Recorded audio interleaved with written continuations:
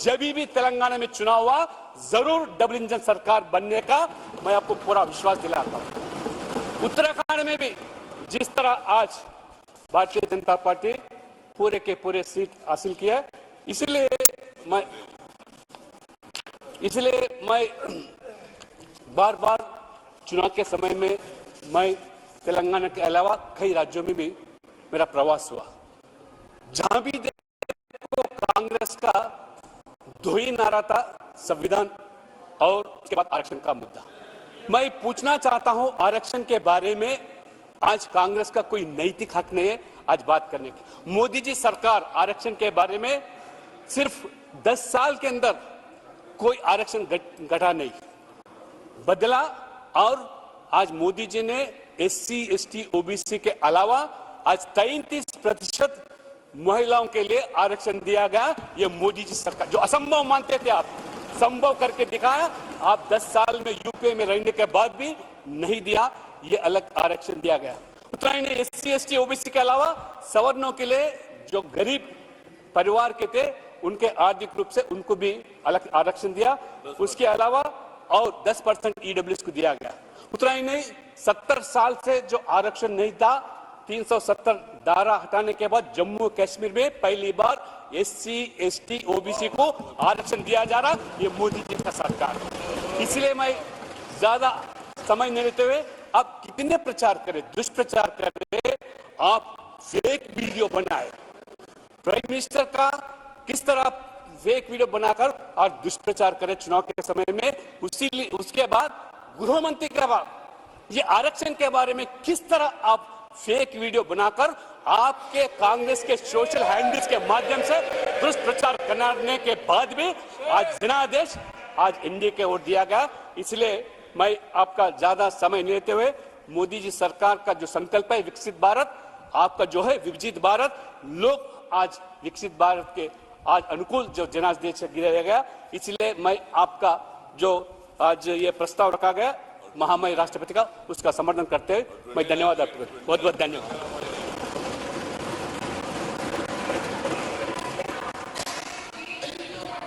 Please honourable prime minister to reply the discussion. चर्चा का उत्तर देंगे।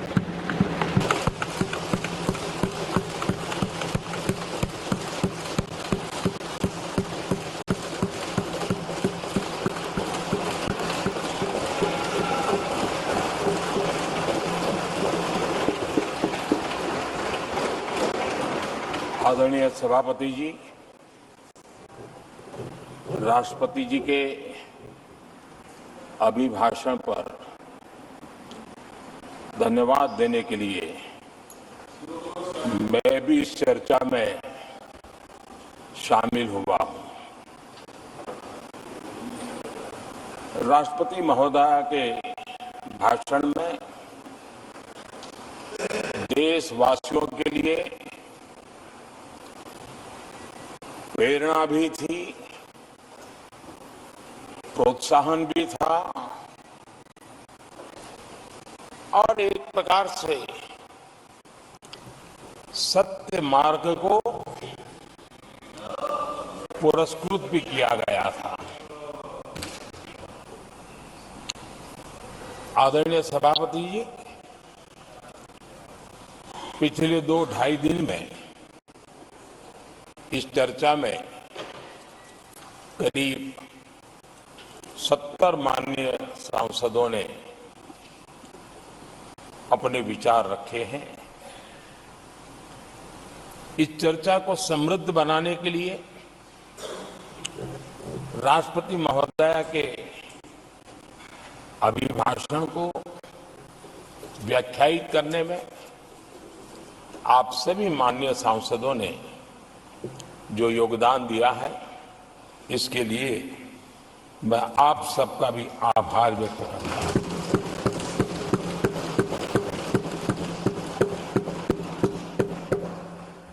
आदरणीय सभापति जी,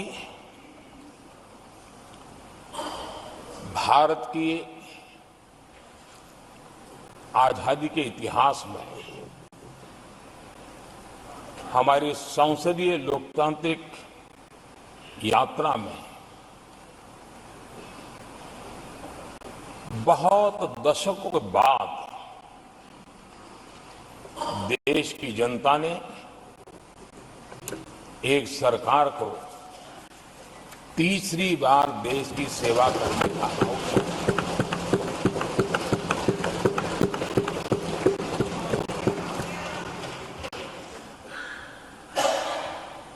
60 साल के बाद ये हुआ है कि 10 साल के बाद कोई एक सरकार फिर से उसकी वापसी हुई है। और मैं जानता हूं कि भारत के लोकतंत्र की 6 दशक के बाद आई हुई एक घटना असामान्य घटना है। और कुछ लोग जानबूझ करके उससे अपना मुंह फिर करके बैठे रहे। कुछ लोगों को समझ नहीं आया और जिनको समझ आया उन्होंने हो हल्ला उस दिशा में किया कि ताकि देश की जनता की इस विवेक बुद्धि पर, देश की जनता के इस महत्वपूर्ण निर्णय पर कैसे छाया कर दी जाए, कैसे उसको ब्लैकआउट किया जाए, इसकी कोशिश हुई। लेकिन मैं पिछले 2 दिन से देख रहा हूं कि आखिर तक पराजय भी स्वीकार हो रहा है और दबे मन से, कम मन से विजय भी स्वीकार हो रहा है।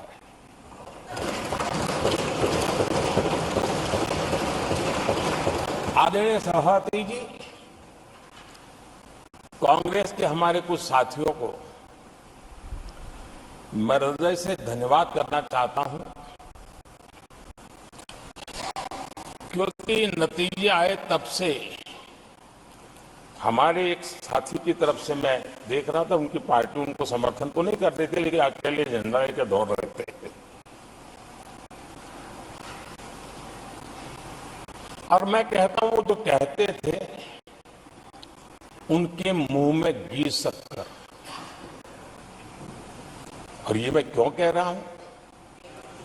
क्योंकि उन्होंने बार बार ढोल पिटा था 1/3 सरकार।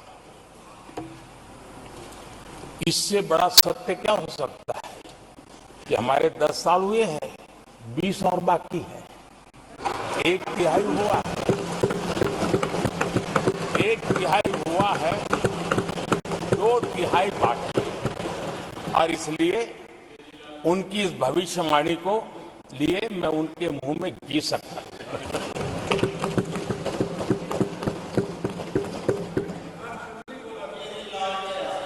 आदरणीय सभापति जी, 10 वर्षों के अखंड, एकनिष्ठ, अविरत सेवा भाव से किए हुए कार्य को देश की जनता ने जी भर करके समर्थन दिया है।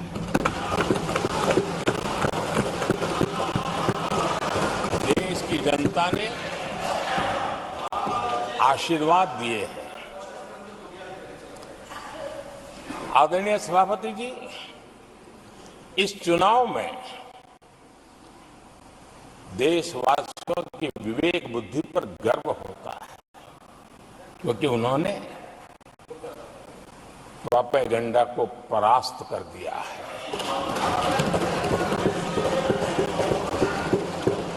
देश की जनता ने परफॉर्मेंस को प्राथमिकता दी है।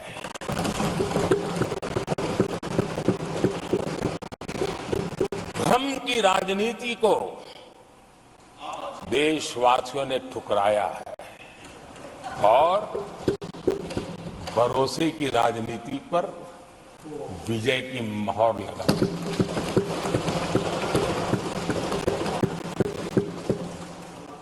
आदरणीय सभापति जी, संविधान के 75वें वर्ष में हम प्रवेश कर रहे हैं। इस सदन के लिए भी ये पड़ाव विशेष है, क्योंकि इसे भी 75 साल हुए हैं और इसलिए एक सुखद संयोग है। आदरणीय सभापति जी, मेरे जैसे बहुत लोग हैं इस देश के सार्वजनिक जीवन में, जिनके परिवार में कोई गांव का सरपंच भी नहीं रहा है, गांव का प्रधान भी नहीं रहा है, राजनीति से कोई सरोकार नहीं रहा है, लेकिन आज अनेक महत्वपूर्ण पदों पर पहुंच करके देश की सेवा कर रहे हैं। और उसका कारण बाबा साहब आम्बेडकर ने जो संविधान दिया है, उसने हम जैसे लोगों को अवसर दिया है। और मेरे जैसे अनेक लोग हैं जिनको बाबा साहब आम्बेडकर द्वारा दिए गए संविधान के कारण यहां तक आने का अवसर मिला है। और जनता जनार्दन ने उस पर मोहर लगाई तो तीसरी बार आने का मौका मिल गया।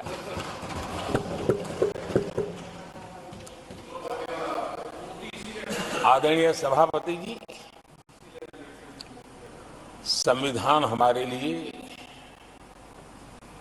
ये कोई आर्टिकल्स का कंपाइलेशन मात्र नहीं है, हमारे लिए उसका स्पिरिट भी और उसके शब्द भी बहुत मूल्यवान है।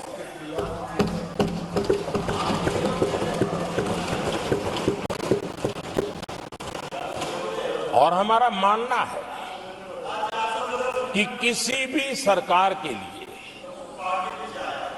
किसी भी सरकार के नीति निर्धारण में, कार्यकलापों में हमारा संविधान लाइट हाउस का काम करता है, दिशा दर्शक का काम करता है, हमारा मार्गदर्शन करता है। आदरणीय सभापति जी, मुझे याद है मैंने जब लोकसभा में हमारी सरकार की तरफ से कहा गया कि हम 26 नवंबर को संविधान दिवस के रूप में मनाएंगे, तो मैं हैरान हूं जो आज संविधान की प्रत लेकर के कूदते रहते हैं, दुनिया में लहराते रहते हैं, उन लोगों ने विरोध किया था 26 जनवरी तो है, तो संविधान दिवस क्यों लाए। और आज संविधान दिवस के माध्यम से, आज संविधान दिवस के माध्यम से देश के स्कूल कॉलेजेस में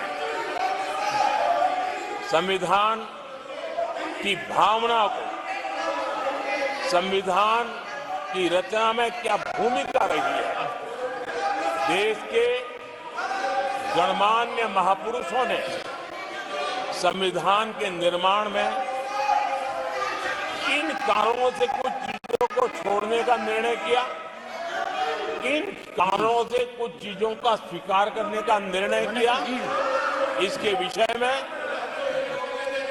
हमारे स्कूल कॉलेजेस में विस्तार से चर्चा हो, निबंध स्पर्धाएं हो, चर्चा सभाएं हो, एक व्यापक रूप से संविधान के प्रति आस्था का भाव जगे और संविधान के प्रति समझ विकसित हो।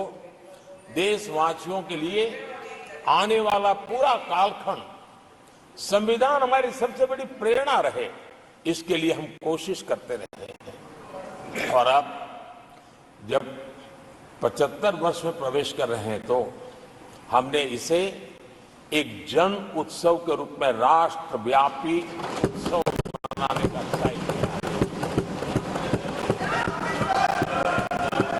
और इससे देश के कोने कोने में संविधान की भावनाओं को संविधान के पीछे जो मकसद है उसके विषय में भी देश को अवगत कराने का प्रयास है। आदरणीय सभापति जी, देश की जनता ने हमें तीसरी बार जो अवसर दिया है वो अवसर विकसित भारत, आत्मनिर्भर भारत, इस यात्रा को मजबूती देने के लिए, इस संकल्प को सिद्धि तक ले जाने के लिए हमें देश के कोटि कोटि जनों ने आशीर्वाद दिए हैं।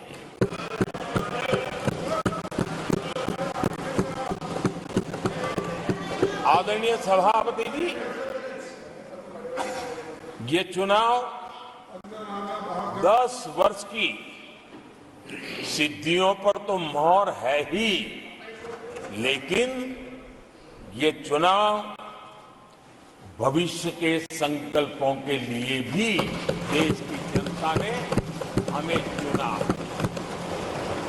क्योंकि देश की जनता का एकमात्र भरोसा हम पर होने के कारण आने वाले सपनों को, संकल्पों को सिद्ध करने के लिए हमें अवसर दिया। आदरणीय सभापति जी, देश भली भांति जानता है, देश ने पिछले 10 वर्षों में हमारे देश की अर्थव्यवस्था को 10 नंबर से 5 नंबर पर पहुंचाने में सफलता पाई है और जैसे जैसे नंबर निकटता की सिद्धि की ओर पहुंचता है, एक की तरफ पहुंचता है, तो चुनौतियां भी बढ़ती है और कोरोना के कठिन कालखंड के बावजूद, संघर्ष की वैश्विक परिस्थितियों के बावजूद, तनाव के वातावरण के बावजूद भी हम हमारे देश की अर्थव्यवस्था को 10 नंबर से आज विश्व में 5 नंबर पर पहुंचाने में सफल हुए।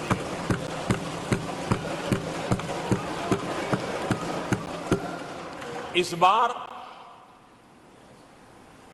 देश की जनता ने हमें 5 नंबर से 3 नंबर की इकोनॉमी पर पहुंचाने के लिए जनादेश दिया है और मुझे पक्का विश्वास है कि देश की जनता ने हमें जो जनादेश दिया है, हम भारत की अर्थव्यवस्था को विश्व के टॉप 3 में पहुंचा के रहेंगे।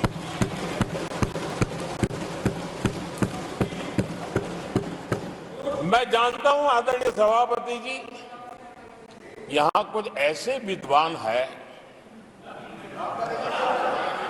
जो ये मानते हैं कि इसमें क्या है, ये तो होने ही वाला है, ये तो अपने आप तीसरे नंबर पे पहुंचने वाली है, ये तो अपने आप हो ही जाएगा, ऐसे विद्वान हैं। अब ये लोग ऐसे हैं जिन्होंने ऑटो पायलट मोड पर सरकार चलाने का या तो रिमोट पायलट पर सरकार चलाने का उनको आदी है, इसलिए वो कुछ करना धरने में विश्वास नहीं करते, वो कुछ करने धरने में विश्वास नहीं करते, वो इंतजार करना जानते हैं।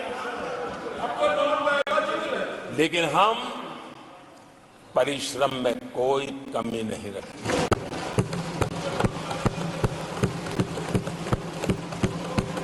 आने वाले वर्षों में पिछले 10 वर्षों में हमने जो किया है उसको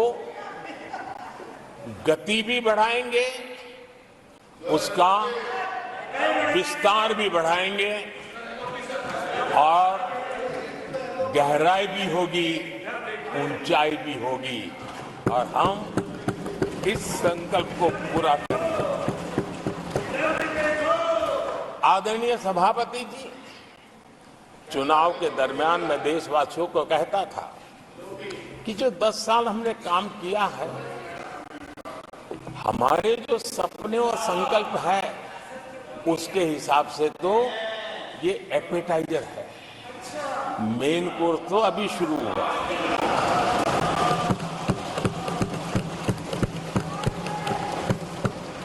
आदरणीय सभापति जी,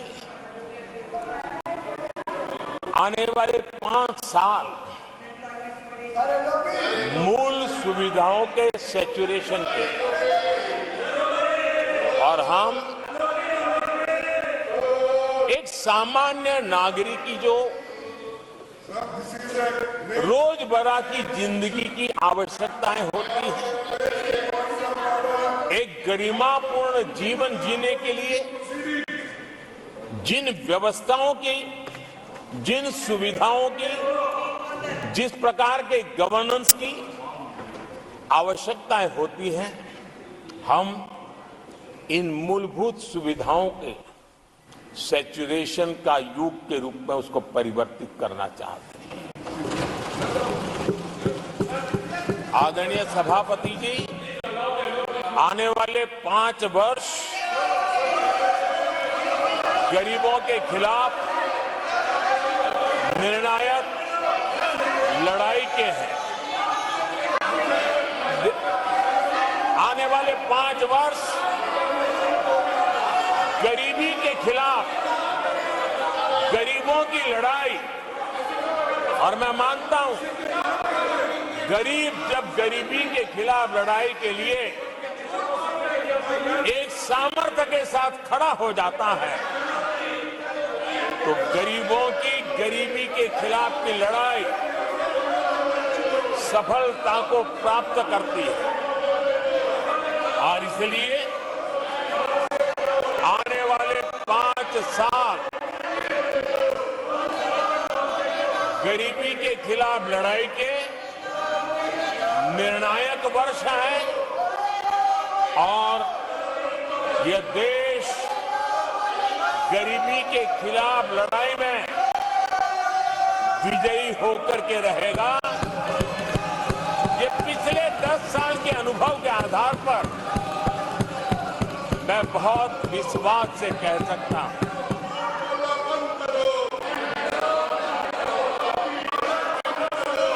आदरणीय सभापति जी, जब देश दुनिया की तीसरी बड़ी इकोनॉमी बनेगा तो इसका लाभ, इसका प्रभाव जीवन के हर क्षेत्र पर पड़ने वाला है। विकास के विस्तार के अनेक अवसर उपलब्ध होने वाले हैं और इसलिए जब हम दुनिया की तीसरे नंबर की इकोनॉमी बनेंगे तब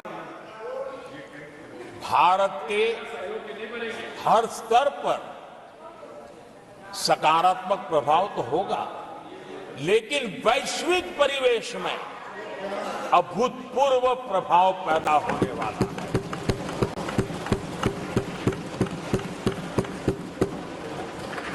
आदरणीय सभापति जी, हम आने वाले कालखंड में नए स्टार्टअप्स का, नई कंपनियों का वैश्विक उभार देख रहे हैं और मैं देख रहा हूं कि आने वाले कालखंड में हमारे टियर 2, टियर 3 सिटीज भी ग्रोथ इंजन की भूमिका में देश में बहुत बड़ा कंट्रीब्यूशन करने वाले हैं। आदरणीय सभापति जी, ये शताब्दी टेक्नोलॉजी ड्रिवन शताब्दी है और इसलिए हम कई नए सेक्टर्स में नए फुटप्रिंट्स भी अवश्य रूप से देखेंगे। आदरणीय सभापति जी, आने वाले 5 साल में पब्लिक ट्रांसपोर्ट में बहुत तेजी से बदलाव आने वाला है और इसका लाभ भारत के कोटि कोटि जनों को जल्द से जल्द मिले, उस दिशा में हम गंभीरता से आगे बढ़ना चाहते हैं। आदरणीय सभापति जी, भारत की विकास यात्रा में हमारे छोटे शहर, चाहे खेल जगत हो, चाहे शिक्षा जगत हो, चाहे इनोवेशन हो, चाहे पेटेंट की रजिस्ट्री हो, मैं साफ देख रहा हूं कि हमारे छोटे छोटे शहर, हजारों की तादाद में से शहर भारत में एक विकास का नया इतिहास गढ़ने वाले हैं।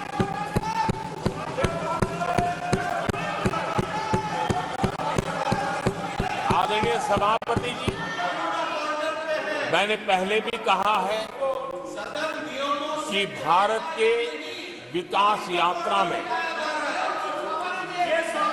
4 प्रमुख स्तंभ, उसका सशक्तिकरण, उनको अवसर, एक बहुत बड़ी ताकत देने वाले हैं। आदरणीय सभापति जी, हमारे देश के किसान, हमारे देश के गरीब, हमारे देश के युवा और हमारे देश की नारी शक्ति, आदरणीय सभापति जी, हमने हमारी विकास यात्रा में हमारा जो फोकस है उसको हमने रेखांकित किया है। आदरणीय सभापति जी, यहां भी कई साथियों ने खेती और किसानी को लेकर के हर एक ने विस्तार से अपने विचार रखे हैं और अनेक बातें सकारात्मक रूप से भी रखी है। मैं किसानों को लेकर सभी सदस्यों को और उनकी भावनाओं का आदर करता हूं। बीते 10 वर्ष में हमारी खेती हर प्रकार से लाभकारी हो, किसान को लाभकारी हो, उस पर हमने हमारा ध्यान केंद्रित किया है और अनेक योजनाओं से उसको हमने ताकत देने का प्रयास किया है। चाहे फसल के लिए ऋण हो, लगातार नए बीज किसानों को उपलब्ध हो, खाद की कीमत उचित हो और फसल बीमा का लाभ, पहले की सारी मुसीबतें दूर करके किसानों को सरलता से उपलब्ध हो, ऐसी व्यवस्था है। चाहे एमएसपी पर खरीद की बात हो, हमने पुराने सारे रिकॉर्ड तोड़ करके किसानों को लाभ पहुंचाया। एक प्रकार से बीज से बाजार तक हमने किसानों के लिए हर व्यवस्था को बहुत माइक्रो प्लानिंग के साथ मजबूती देने का भरपूर भरसक प्रयास किया है और व्यवस्था को हमने चाक चौबंद किया है। आदरणीय सभापति जी, पहले हमारे देश में छोटे किसानों को किसान क्रेडिट कार्ड लोन पाना करीब करीब न के बराबर था, बहुत मुश्किल था, जबकि उनकी संख्या सबसे अधिक आज हमारी नीतियों के कारण, किसान क्रेडिट कार्ड के विस्तार के कारण, आदरणीय सभापति जी, हमने किसानी को एक व्यापक स्वरूप में देखा है और उस व्यापक स्वरूप में हमने किसान क्रेडिट कार्ड पशुपालकों को और मछुआरों को किसान क्रेडिट कार्ड का हमने लाभ मुहैया कराया है और इसके कारण हमारे किसानों का खेती के काम को, उसके विस्तार को भी मजबूती मिली, उस दिशा में भी हमने काम किया है। आदरणीय सभापति जी,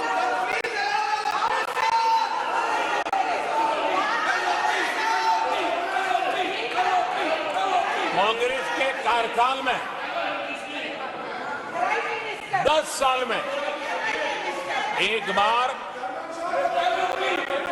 किसानों की कर्ज माफी की बहुत डोल पीटे गए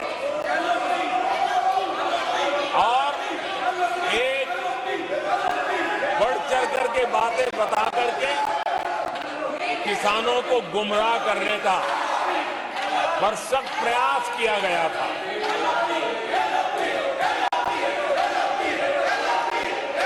और 7,000 करोड़ की कर्ज माफी, उसका इतना हल्ला मचाया था और एक अनुमान था कि उसके लाभार्थी करीब देश के 3 करोड़ किसान थे। सामान्य गरीब छोटे किसान का तो उसमें नामो निशान नहीं था। जिसको सबसे जरूरत थी, इसकी उनकी योजना में कोई परवाह नहीं थी और उन तक कोई लाभ पहुंच भी नहीं पाया था। लेकिन आदरणीय सभापति जी, जब किसान कल्याण हमारी सरकार के हृदय में, केंद्र में हो, तो नीतियां कैसी बनती हैं, कल्याण कैसे होता है, लाभ कैसे पहुंचता है, उसका मैं इस सदन को उदाहरण देना चाहता हूं। आदरणीय सभापति जी, हमने प्रधानमंत्री किसान सम्मान योजना चलाई और पीएम किसान सम्मान योजना का लाभ आपको नियमों की जानकारी है और ये आचरण सही नहीं है। 10 करोड़ किसानों को हुआ। मैं इसकी असंसदीय आचरण की भर्त्सना करता हूँ और मैं आप अपने स्थान पर बैठ जाएं। करोड़ रुपए मैं हम किसानों सदस्यों से को अनुरोध करता दे हूँ कि अपने चुके स्थान पर हैं। बैठ जाएं। ये आचरण सही नहीं है।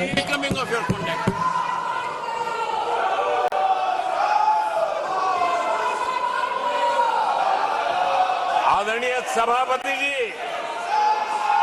देश देख रहा है, झूठ फैलाने वालों की सत्य सुनने की ताकत भी नहीं होती।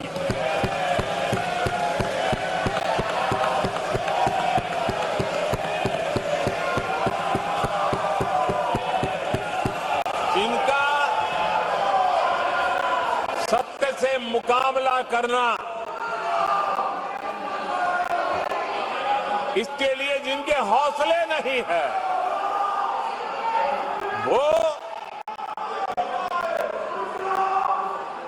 बैठ करके इतनी चर्चा के बाद उन्होंने उठाए हुए सवालों के जवाब भी सुनने की हिम्मत नहीं है। इन्होंने ये अपर हाउस को अपमानित कर रहे हैं। इस अपर हाउस की महान परंपरा को अपमानित कर रहे हैं। आदरणीय सभापति जी, देश की जनता ने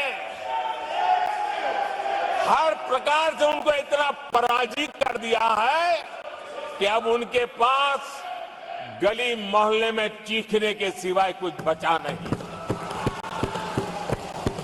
नारेबाजी, हो हल्ला और मैदान छोड़ के भाग जाना, यही उनके नसीब में लिखा हुआ।